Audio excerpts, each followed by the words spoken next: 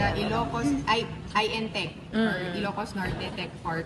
So, yun, we're waiting for just few requirements because we're on stage 2 of the application. As mentioned before, it's a PEZA approved. So, we're in the stage of passing documentary requirements before its proclamation. So, our goal in the office internally is that within the year, sana ma-proclaim. So, we'll push. We still have 4 months. We still have 4 months to be hardworking, makulit with PEZA and to all of those offices that rin-request na namin ng documentary requirements. And hopefully, by the time it's more appealing, most especially for the BPOs because yan ang hanap po nila at Tech Park talaga. So that's the reason why we're doing it to promote these government spaces. So if you'll ask, Yes, ko na kayo, the direct effect niyan is again, direct na income sa probinsya.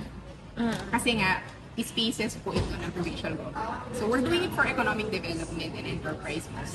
Ayan ang particular nga part dito. So we have the office spaces in Dapayan and the expansion building ng dito sa Capitol, Capital Expansion. Yes, So yung mga spaces doon, yan kasi yung mga hanap ng BPOs. And one of the pull factor na kailangan nila is dapat PEZA proclaim.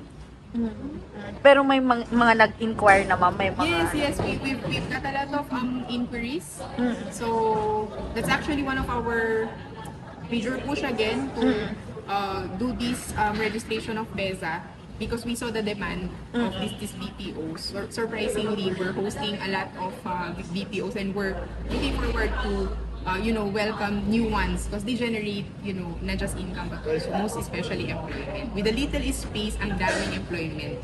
So, yun, it's purely economic development. And we're thankful to our principals, Governor Cecil and Vice Governor Matt because they're really into this. They understand very well how we can, stimulate the local economy through investments.